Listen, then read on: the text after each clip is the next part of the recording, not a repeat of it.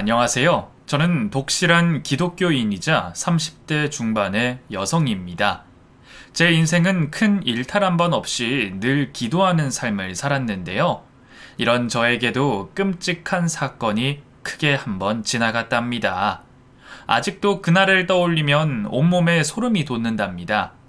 그럼 어떤 일이 있었는지 여러분께 들려드려 볼게요. 저희 부모님은 교회에서 만난 인연으로 결혼까지 하셨고 저를 낳으셨습니다. 저는 갓난쟁이 때부터 교회를 다녔고 유년기와 청소년기에도 당연히 독실한 기독교인으로 교회를 다녔어요. 주말 예배뿐만 아니라 수요 예배와 금요 예배, 그리고 매일 새벽에 교회를 나가 기도를 올렸습니다. 부모님의 영향이 있었지만 제 마음이 항상 발걸음을 교회로 옮겼어요. 교회는 제 마음의 평안을 얻는 곳이기도 했고 고민과 근심, 그리고 왠지 모를 우울감이 찾아오면 늘 기도로 인해 벗어날 수 있었어요. 대학을 나오고 취직을 해서 매우 바쁜 와중에도 매일 교회는 빠지지 않고 나갔습니다. 이런 저의 절실한 기독교 생활 때문에 주변 친구들과 어울릴 시간이 거의 없었어요. 주말에 술 마시러 만나는 친구들은 제가 교회에 나가는 걸 이해하지 못했답니다. 그래서 그 흔한 소개팅도 해보지 못하고 지냈어요. 부모님은 늘 저희 식구와 같은 기독교인을 만나야 한다고 강요하셔서 언젠가 믿음이 절실한 남자를 만나리라 믿으며 지냈답니다. 저희 교회에는 남자들이 많긴 했지만 제 눈에 들어오는 사람은 없었어요. 다들 어릴 적부터 교회에서 만나 어울린 친구들이라 남자로 보일 리가 없었죠. 그래서 새로 들어온 남자 성도들을 유심히 봤는데 제 마음이 움직이는 경우가 단 한 번도 없었답니다. 개중 저에게 편지와 쪽지를 주며 고백하는 남자들이 있긴 했지만 모두 거절하고 제가 바라는 이상형의 남자를 기다렸죠. 그렇게 30쯤 되자 매일 새벽에 기도를 하러 나오는 청년이 눈에 띄었습니다. 그는 주말 예배는 나오지 않고 새벽에만 나와서 눈물로 기도를 하고 돌아갔답니다. 마음속에 무슨 근심이 그리 많은지 오열하다시피 하며 기도를 하더라고요. 그렇게 남자의 진실한 기도를 보다 보니 큰 관심이 생겼고 말을 걸어보고 싶은 마음이 생겼답니다. 그래서 그를 본 지 한 달 만에 새벽 예배가 끝나고 처음으로 인사를 건넸어요. 저기, 안녕하세요. 매일 새벽 예배를 빠지지 않고 나오시던데. 아, 네. 안녕하세요. 새벽에 나와서 기도를 올리고 나면 속이 후련하기도 하고 제가 지은 죄를 용서받는 것 같아서요. 그쪽도 매일 새벽에 나와 기도하시던데. 저는 부모님 영향이 커요. 아주 어릴 적부터 습관이 돼서 그런 것 같아요. 우리 같은 교회 다니는데 서로 이름은 알아야 하지 않을까요? 제 이름은 홍상미예요. 반갑습니다, 상미씨. 저는 오윤수라고 해요. 나이는 33이고요. 그럼 저보다 3살 오빠네요? 앞으로 오빠라고 불러도 될까요? 네? 네, 편하신 대로 부르세요. 상미 씨는 교회 오래 다니셨나봐요. 엄마 뱃속에 있을 때부터 지금까지 한 주도 빠지지 않고 다녔죠. 그러는 오빠는요? 저는 10년 전에 믿음이 생겼어요. 그 전에는 교회 근처에 얼씬도 하지 않았고요. 그래도 뒤늦게라도 하나님을 믿게 되었으니 천만 다행입니다. 그렇게 저희는 인사와 통성명을 하고 매일 새벽에 만나 교회에서 예배를 드렸답니다. 그리고 기도를 마치고 교회에서 나오면 아침 일찍 문을 연 식당에서 아침 식사를 같이 했어요. 남녀가 아침을 먹는 게 조금 특이하지만 저희는 그게 데이트였어요. 서로 마음에 드는 걸 인식하고는 거의 매일 순댓국이나 해장국을 먹으러 갔답니다. 그러다 윤수 오빠가 저에게 정식으로 사귀자고 고백했고 저는 기쁜 마음으로 받아들였어요. 오빠의 직업은 조각가였죠. 사귀고 나서야 알게 됐는데 인물의 흉상이나 동물의 모습을 그대로 재현하는 예술가였더라고요. 오빠는 저의 얼굴을 조각해주겠다며 작업실로 데려갔답니다. 몇 시간 동안 제 얼굴을 보고 목재 덩어리를 아름답게 조각했어요. 나중에 완성작을 보니 너무 놀라웠습니다. 저에게 있는 작은 주름 하나까지 놓치지 않고 조각을 했는데 거울을 보는 기분이었답니다. 이런 재능을 가진 사람이 제 남자친구라는 게 너무나도 자랑스러웠죠. 오빠는 조각가로 조금의 유명세를 떨친 사람이어서 전시회를 열기도 했답니다. 남자친구의 아픈 점이 하나 있었는데 그건 부모님이 어릴 적 돌아가셔서 기댈 곳 없는 혈혈단신이라는 거예요. 친한 친구도 하나 없어서 외로운 시간을 오랫동안 보냈다고 하더라고요. 오빠는 그 외로움을 달래기 위해 혼자 오랜 시간을 보낼 수 있는 조각을 시작했다고 합니다. 그런 속사정을 듣자 오빠에게 기댈 수 있는 존재로 제가 되기를 바랬답니다. 그는 매일 새벽에 교회에 나와 오열하며 기도를 했는데 어떤 일 때문에 그렇게 많은 눈물을 흘리는지 궁금해서 물어보기로 했답니다. 오빠, 매번 그렇게 서럽게 울면서 기도하는 이유가 뭐야? 가슴에 무슨 한이라도 맺힌 것 같아. 한이 맺힌 게 아니라 과거 나의 잘못을 용서받고 싶어서 그래. 과거의 잘못이라 오빠가 무슨 죄라도 진 거야? 사고라도 쳤어? 아니, 뭐 큰일은 아니고 그냥 방황했던 날들이 떠올라서 그랬어. 그때는 하나님을 만나기 전이라 막 살았거든. 정신 차려보니까 내가 아주 심하게 망가져 있더라고. 으이그, 세상에 방황하지 않은 사람이 어딨다고 그래. 오빠는 가만 보면 마음이 여리고 세심한 것 같아. 그래서 조각가가 되었겠지. 내가 여리다고? 살면서 그런 말은 처음 들어본다. 오빠, 그리고 왜 과거 얘기를 안 해줘? 고아원에서 어떻게 자랐는지, 성인이 돼서는 무슨 일을 하다가 조각가로 변신했는지 말이야.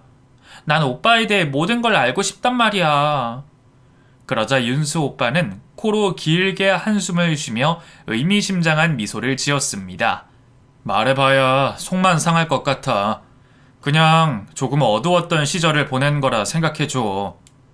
에이, 난 오빠의 어두운 면도 듣고 싶은데. 할 수 없지.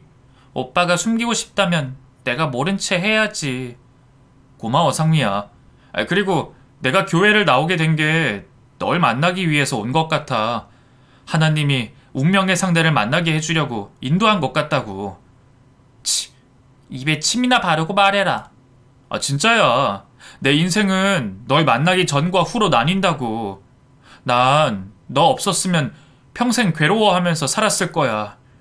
하늘 아래 내 편이 하나도 없다는 게 얼마나 불행한 일인 줄 알아? 난 앞으로 상미 너에게 모든 걸 줄 거야. 그 말 꼭 지켜라. 나중에 사랑에 식어서 나한테 괜히 짜증이라도 부리면 무조건 끝장일 줄 알아? 그럴 일 절대 없어. 그러니까 지켜봐줘. 그렇게 저와 오빠는 점점 더 깊은 우물 속으로 빠지듯 사랑했고 저희 말고는 다른 사람은 눈에 보이지 않았답니다. 그러던 어느 날 평일 오후에 일찍 퇴근하는 길에 인도를 걷고 있었는데 병원 상가에서 윤수 오빠가 나오는 걸 보게 되었어요. 저는 한달음에 달려가 오빠를 불러 세웠습니다. 오빠, 어디 아픈 거야? 병원은 왜 온 거야? 제 물음에 오빠는 몹시 당황했습니다. 그게 몸살기가 있어서 병원에 갔는데 사람이 너무 많아서 그냥 나왔어. 몸살? 이 여름에 몸살에 걸렸다고? 어디 이마 한번 만져보자.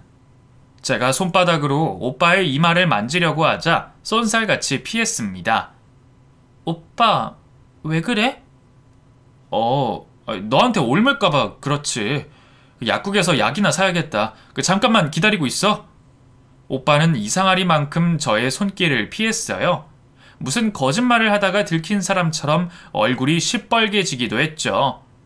잠시 후 약봉지를 들고 나온 오빠는 아무 일도 없다는 듯이 저의 손을 잡아주었고 인도를 걸어 저희 집까지 바래다 주었습니다.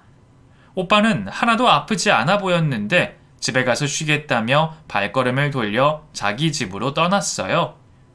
한편 부모님은 제가 교회 사람과 연애를 한다는 사실에 무척이나 기뻐하셨어요. 부모님도 교회를 다니며 인연이 되었기 때문에 저와 윤수 오빠의 만남을 굉장히 좋아하셨답니다. 상미야, 윤수랑 잘 만나고 있니? 그 청년은 보면 볼수록 마음에 들더라. 어떻게 된 게 새벽 예배를 한 번도 빠지지 않고 나오니? 그리고 요즘은 주말 예배도 꼭 나오더라. 이제 성가대만 하면 딱일 것 같은데 상미 네가 한번 부추겨봐라. 엄마, 오빠는 음치야. 내가 같이 노래방을 가봤는데 성가대에 들어갈 실력은 되지 않는다고. 윤수가 못하는 것도 있다니 의외인데? 네 흉상 조각을 보니까 천재적 기질이 있는 게 분명한데 말이야. 사람이 어떻게 다 잘할 수 있겠어. 어쨌든 윤수 오빠가 나에게 비하면 훨씬 아깝긴 하지. 따지고 보면 내가 봉잡은 거라고. 전시회를 여는 조각가에 돈도 잘 벌고 번듯한 집도 있으니 말이야. 그래 상미야, 윤수 꽉 잡아서 결혼까지 해라. 난 윤수를 포함한 우리 식구가 다 함께 교회 가는 날이 빨리 오면 좋겠다. 으이그, 엄마는 항상 교회가 우선이지. 만약 오빠가 교회에 다니지 않았더라면 사귀는 걸 반대했을 거야. 당연하지. 교회를 다니지 않는 사람은 절대 우리 집안 사람이 될 수 없다. 하나님을 믿고 섬기는 자만이 축복을 받는다고. 엄마, 어디 가서 그런 말 하지 마. 무교인 사람들이 들으면 욕해. 부모님은 뼛속까지 기독교인이라 제가 대학 때 사귀던 무교 남자친구를 만나보지도 않고 반대를 했습니다. 다행히 윤수 오빠는 교회에 절실하니 반대할 이유가 하나도 없었어요. 저와 윤수 오빠는 사귄 지 1년이 지나도록 마음이 변치 않았습니다. 오빠의 신앙심은 날이 갈수록 깊어졌고 새벽 예배든 주말 예배든 기도만 하면 뜨거운 눈물을 흘렸어요. 그런 모습을 본 부모님은 가슴에 얼마나 큰 짐과 아픔이 있어 그러겠느냐며 빨리 저희 식구로 맞이해 보듬어 주었으면 좋겠단 말씀을 입버릇처럼 하셨답니다. 그러던 어느 평일 오후에 예전처럼 병원 상가에서 나오는 윤수 오빠를 발견했습니다. 이번에도 한달음에 달려가 오빠를 불렀죠. 오빠! 상미야, 회사에 있을 시간 아니야? 오늘 반차 내고 왔어. 오빠랑 점심 데이트 하려고. 그럼 미리 연락을 하지 그랬어. 나 지금 약속 있어서 가볼 데가 있는데. 약속? 어디 가는데? 아니, 그 전에 병원에는 왜 갔다 온 거야? 손에 든 게 진료서야? 이리 줘봐. 제가 진료 기록서를 낚아채자 오빠가 불같이 화를 냈습니다. 당장 돌려주지 못해? 넌 기본 예의라는 것도 없니? 오빠, 무섭게 왜 그래? 난 그냥 어디가 아픈지 궁금해서 그런 거야. 미안. 내가 괜히 흥분했어. 진료서 보고 싶으면 봐도 좋아. 저는 당황한 채 진료 기록서를 보았는데 맨 윗줄에 병원명이 적혀 있는 걸 보고 놀랐답니다. 오빠가 다녀온 병원이 정신과였거든요. 그리고 그 밑에 병명은 분노조절 장애라고 적혀 있었어요. 믿기지 않아 눈을 비비고 다시 읽기를 반복했답니다. 분노조절 장애? 오빠, 이거 오빠 진료서 맞아? 오빠한테 분노조절 장애가 있어? 내가 이래서 너한테 숨기려고 했던 거야. 사실 고아원에서 자라면서 형들한테 많이 두들겨 맞으면서 자랐어. 그리고 어느새 나도 모르게 이런 병이 생긴 거라고. 가끔 화가 나서 통제가 되지 않을 때가 있어서 미리미리 예방을 하려고 정신과에 다니는 거야. 어릴 적 형들에게 괴롭힘 당한 트라우마 때문에 분노조절 장애가 생긴 거구나. 그럼 지난번에도 이 병원 상가에서 나왔을 때 몸살 때문에 온 게 아니었구나. 응, 맞아. 네가 알면 날 색안경 끼고 볼까봐 두려워서 거짓말했어. 상미, 너 실망했지? 사실 조금은 당황스럽긴 했지만 이걸로 문제 삼을 만큼 나쁜 모습을 본 적이 없어서 괜찮다고 대답했습니다. 또 자기가 알아서 정신과에 다니며 치료하고 있는데 괜한 말로 상처를 주고 싶지 않았답니다. 아니야, 오빠. 누구나 정신에 문제가 있는 건 당연한 거야. 나도 우울증 때문에 정신과를 오래 다녔었다고. 그랬어? 지금은 다 나은 거지? 지금은 완전 괜찮아. 오빠도 그 병이 곧 나을 거니까 너무 크게 신경 쓰지 마. 그리고 내가 오빠를 위해 기도해서 낫게 해줄게. 날 이해해줘서 고맙다, 상미야. 난 정말 운이 좋은 놈이야. 그리고는 오빠는 약속이 있어 먼저 떠났고 저는 하는 수 없이 집으로 돌아갔답니다. 이튿날 저와 오빠는 어제 일을 말하지 않고 평상시처럼 다정한 연인으로 시간을 보냈어요. 여느 연인들과 같이 밥도 먹고 영화도 보면서 말이죠. 그리고 오빠 집으로 가게 됐는데 누군가 기다리고 있었습니다. 그는 명함을 보여주며 형사라고 밝혔어요. 경찰이 왜 우리 오빠한테 볼 일이 있는 거죠? 그 별거 아닙니다. 그건 뭐 좀 물어보러 온 겁니다. 죄송하지만 여자분은 잠시 자리를 비켜주실래요? 5분이면 대화가 끝날 겁니다.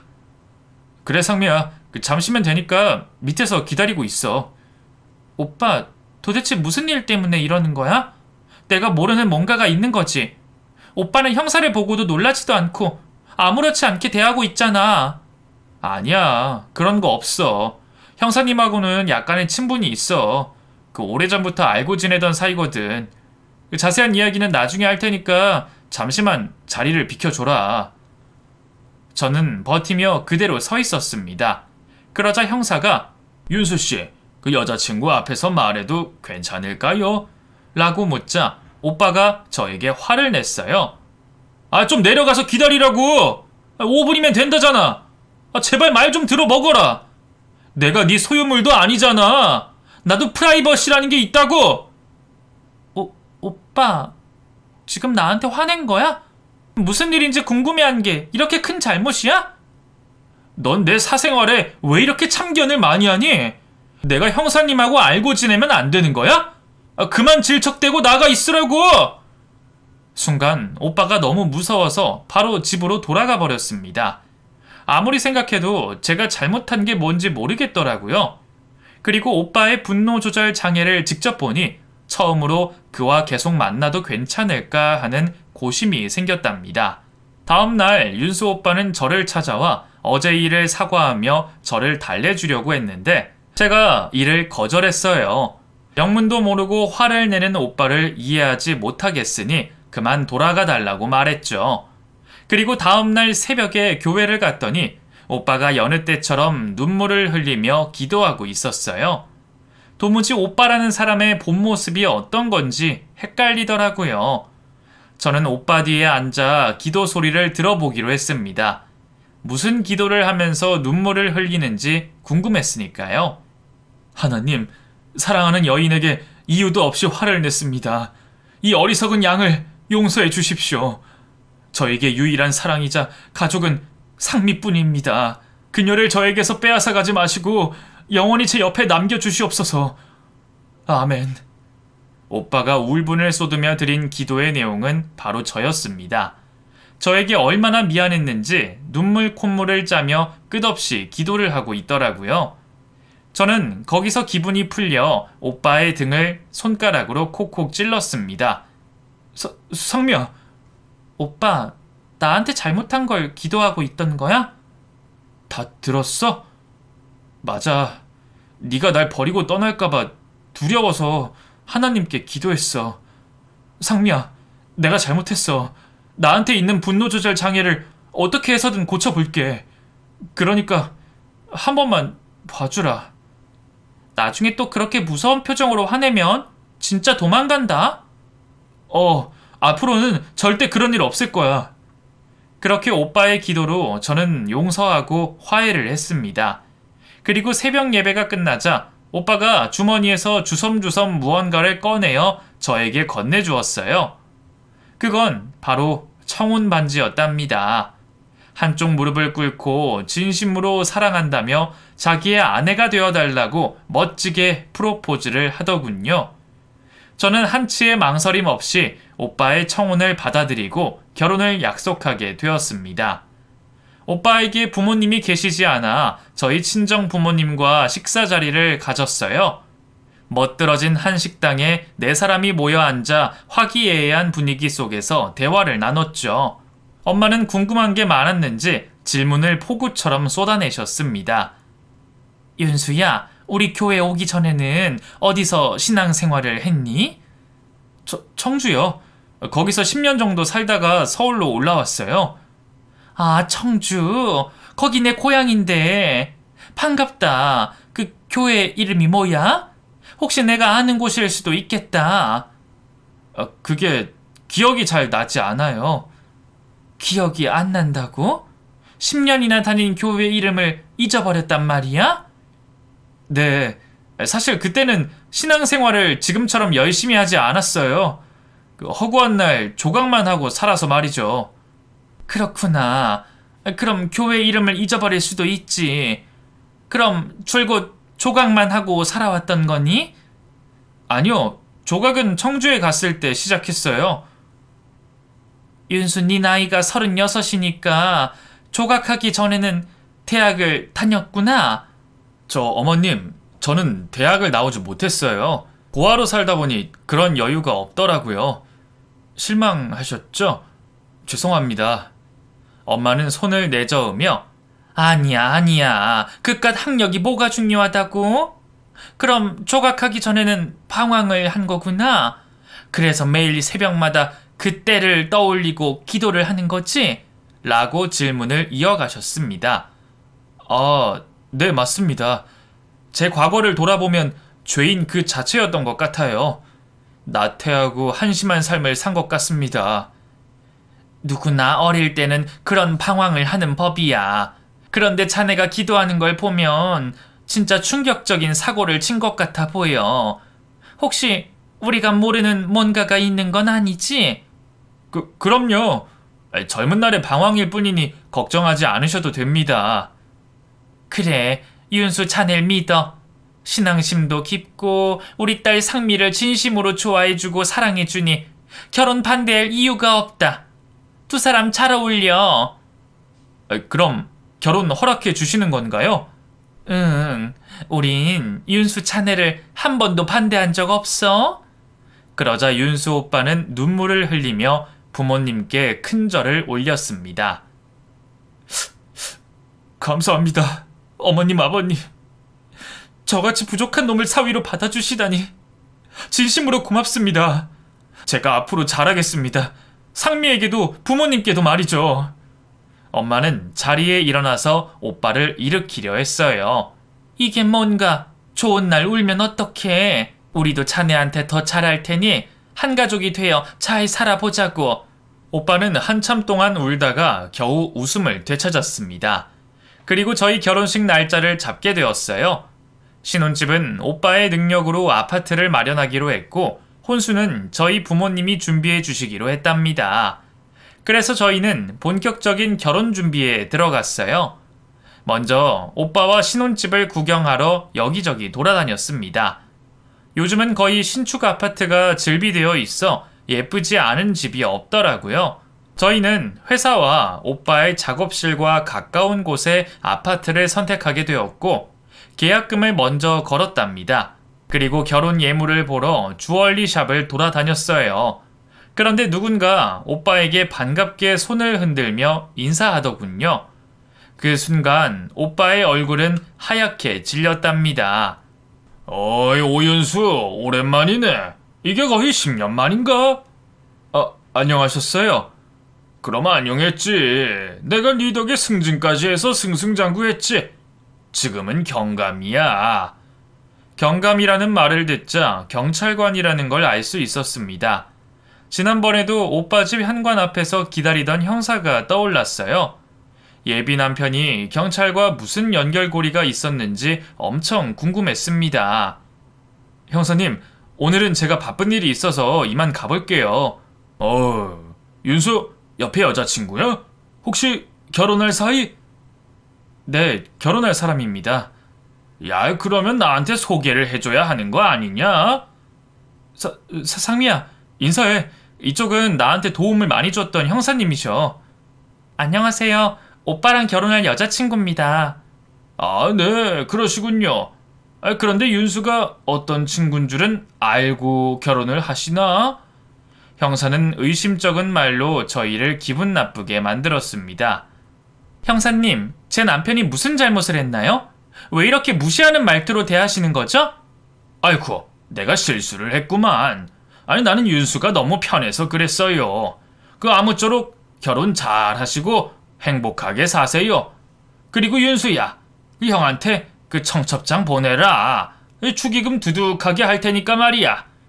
형사는 시종일관 재수없는 태도로 말하더니 유유히 사라졌습니다.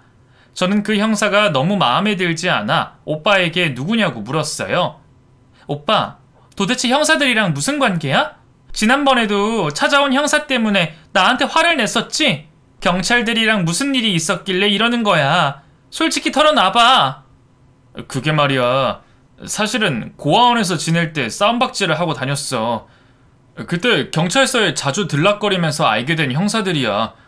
지난번에 찾아온 형사는 같은 고아원에 있던 친구의 행방을 물으러 온 거였어. 친구 놈이 크게 사고를 친 모양이더라고. 그리고 지금 본 형사는 어릴 때 쌈박질해서 조사를 받은 게 전부야. 뭐야 그럼? 결국 과거의 실수 가지고 저렇게 사람을 하대하는 거였어? 나쁜 자식.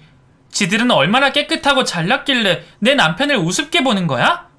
오빠, 저 인간한테 절대 청첩장 주지 마. 어? 그래, 당연하지.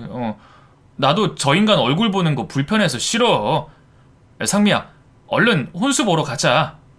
그렇게 저희는 잡쳐버린 기분을 날려버리러 전자상가로 가서 혼수에 들어갈 전자제품을 구경했답니다.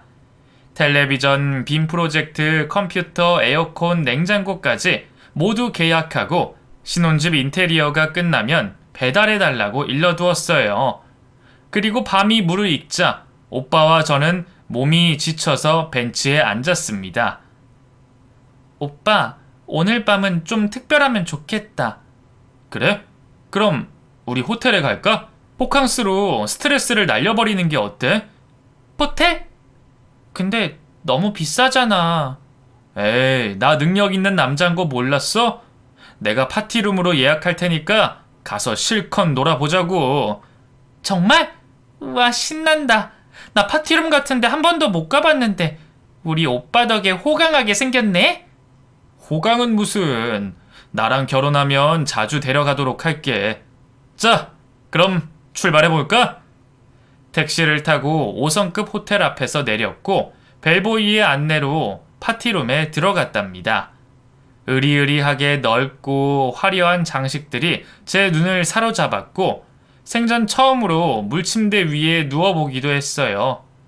저희는 먼저 스파를 즐기려고 각자 샤워를 하기로 했답니다.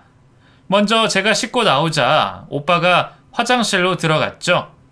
저는 오빠에게 감사한 마음이 들어 대충 벗어놓은 오빠의 옷을 예쁘게 개켜놓았는데 오빠 핸드폰에서 띠링 하고 문자 오는 소리가 들렸답니다. 그냥 모른 척 하려고 했는데 저도 모르게 손이 핸드폰으로 가게 됐고 몰래 메시지함을 열어 문자를 확인하게 되었답니다. 그리고 큰 충격에 휩싸여 온몸이 사시나무처럼 떨리기 시작했어요. 문자 내용은 이랬습니다.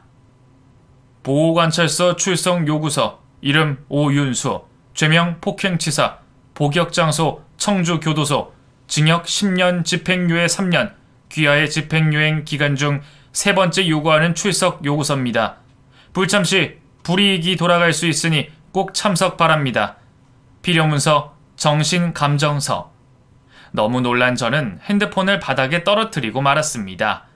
제가 결혼할 남자가 사람을 해치고 감옥에서 10년이나 살다 나온 남자라니 믿기지 않았어요. 그리고 청주에서 10년 동안 살았다는 게 감옥에서 지낸 걸 알게 되니 경악하고 말았답니다. 순간 숨이 제대로 쉬어지지 않아 주먹으로 가슴을 연신 두들겼답니다. 오빠는 핸드폰 떨어지는 소리를 듣고 샤워를 하다 말고 나왔어요. 제가 놀란 이유를 묻지 않고 핸드폰을 들고 문자를 눈으로 읽더군요. 그리고 변명을 시작했습니다. 상미야, 놀라지 마. 기회가 오면 모두 말하려고 했어. 가까이 오지 마. 폭행치사라고? 그런 끔찍한 범죄를 저지르고 순한 양의 탈을 쓴 거야? 이제야 퍼즐이 맞춰지네. 분노 조절 장애로 정신과를 다녀온 게 보호관찰소에 제출하기 위해서였어. 치료 목적이 아니라 법원 명령이었다고. 그리고 형사들이 오빠를 찾아오고 아는 체 했던 것도 집행유예 기간이라 찾아온 거지? 범죄를 저지를까봐 단속할 겸 나온 게 분명해. 그리고 오빠가 신앙생활을 시작한 게 10년 전 청주교도소로 들어간 시점부터였어. 그러자 오빠는 긴 한숨을 내쉬며 고개를 끄덕였습니다. 그래, 맞아. 그런데 상미야, 내 말 좀 들어줘. 그때 내가 폭행치사를 하게 된 건 쌍방으로 싸웠기 때문이야. 술 먹고 시비가 붙어서 다투다 일이 난 거라고. 따지고 보면 나도 피해자야. 뭐? 피해자? 너는 사람을 해친 범죄자야. 뭐가 됐건 다 지난 일이야. 상미야, 우리 결혼하기로 했잖아. 겨우 이런 과거 때문에 파토를 낼 생각은 아니지? 괜히 딴 생각하지 말고 오빠한테 와. 겁먹지 말라고. 하지만 저는 오빠가 너무 무서워서 계속 뒷걸음질을 쳤습니다. 그러자 오빠는 분노 조절이 되지 않았는지 저에게 소리쳤어요. 야, 이년아! 나도 피해자라고 했지? 그리고 다 지난 일인데 무슨 상관이야? 당장 이리 와. 안 그럼 내가 무슨 짓을 할지도 모른다고! 이게 오빠의 본 모습이구나. 양의 탈을 벗으니 늑대가 따로 없어. 당장 여기서 나가! 오빠는 저 때문에 분노를 조절할 수 없어 머리를 쥐어뜯더군요. 그리고는 와인병을 벽에다 집어 던졌습니다. 이게 어디서 명령질이야! 너 혼나고 싶냐? 너 내가 누군지 알아? 이 망할려나? 좋은 말 할 때 이리 와. 잡히기 전에 튀어오란 말이야! 저는 주머니 안에 있던 핸드폰의 긴급 버튼을 몰래 눌렀습니다. 야, 이 등신 같은 년아. 네가 먼저 나 꼬셨잖아. 내가 세상에서 제일 좋다며. 그런데 고작 과거 때문에 등을 돌려? 다 지난 일이 뭐가 그리 중요하냐고. 이 우라질년. 잡히면 죽을 줄 알아. 오지마. 한 걸음만 더 오면 소리 지를 거야. 질러봐. 그런다고 내가 겁먹을 것 같냐? 난 마음먹은 건 꼭 해야 직성이 풀리거든. 넌 나랑 무조건 결혼해야 해. 상미야, 좋은 말 할 때 이리 와. 오빠가 안아줄 테니까 어서 와. 저는 뒷걸음질을 계속 치다가 발코니 앞까지 다다랐어요. 그래서 바로 발코니로 나가서 문을 닫았습니다. 막을 게 뭐가 있나 싶어서 두리번거렸더니 작은 테이블이 있더라고요.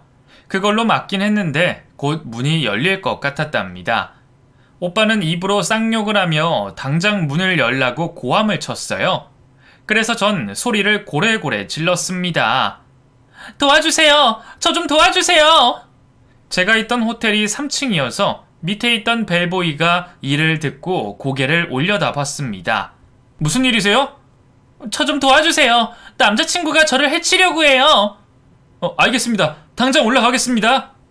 그런데 어느새 윤수 오빠는 제 옆에 서 있었습니다.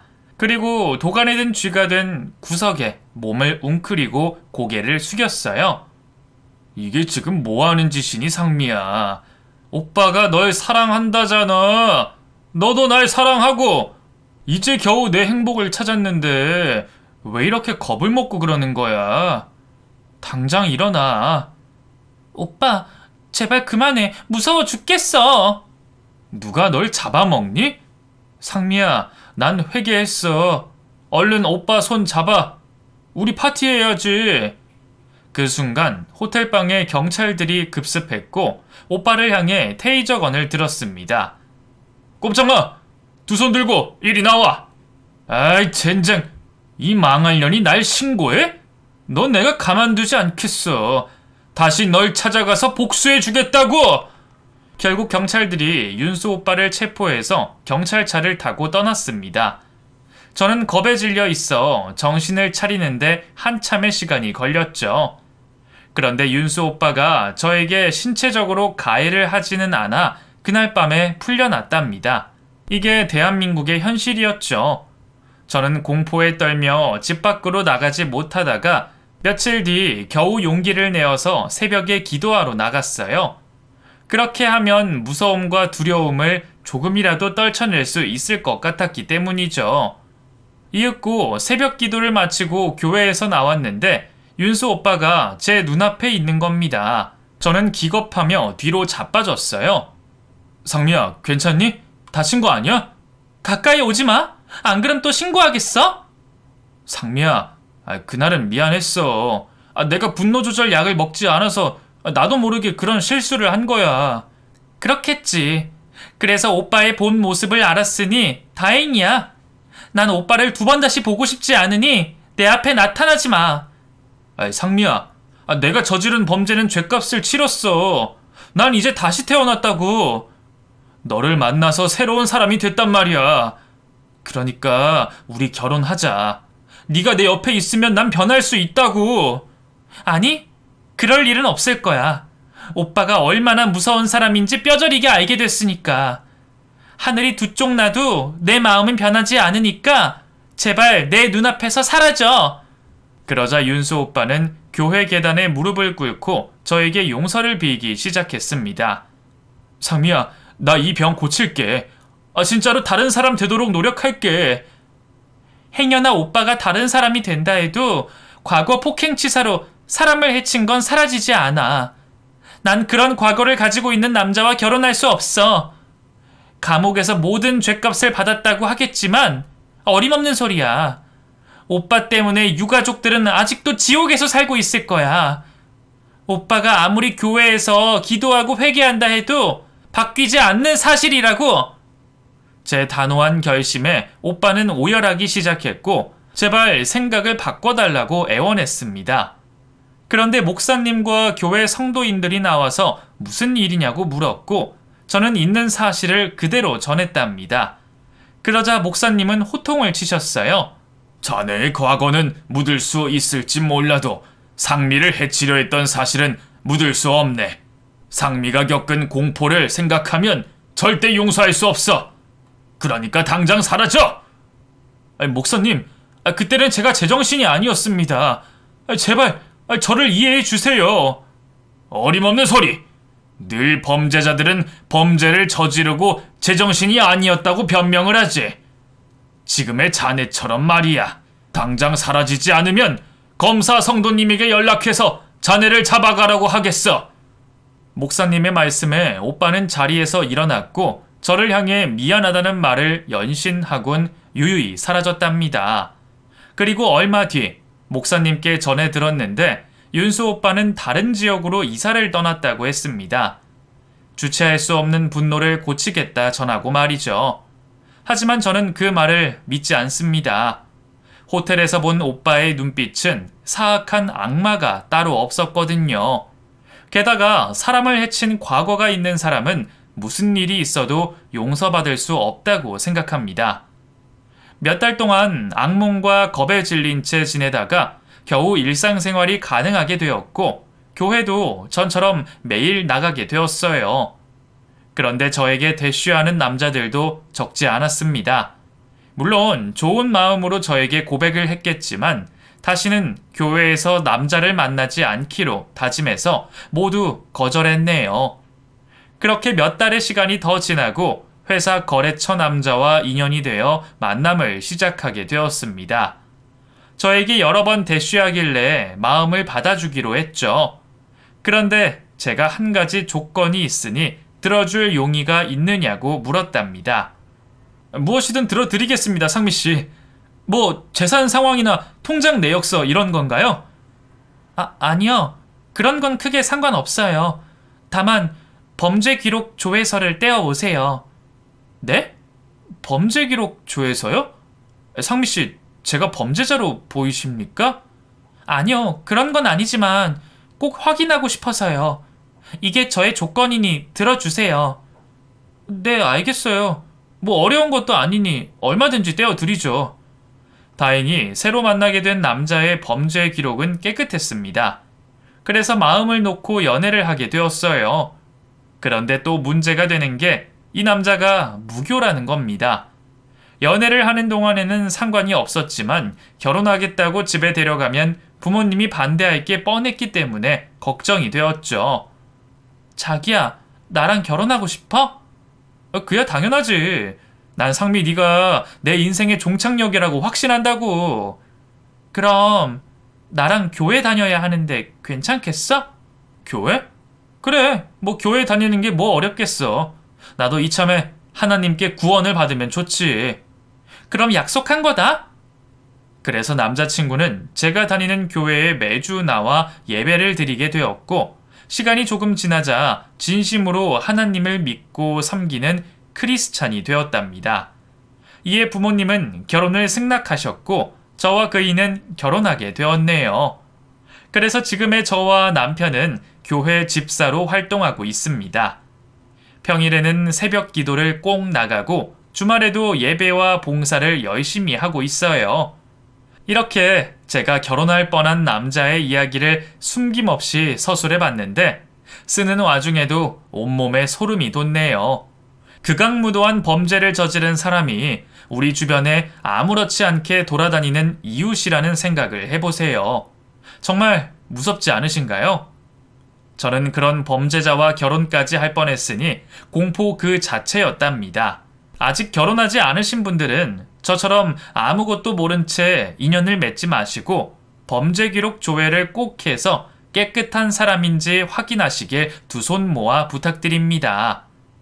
제 사연 반전의 반전을 이루며 꽤 재밌으셨죠? 그럼 꼭 댓글로 응원의 한마디를 남겨주시면 진심으로 감사하겠습니다. 모두 안녕히 계세요.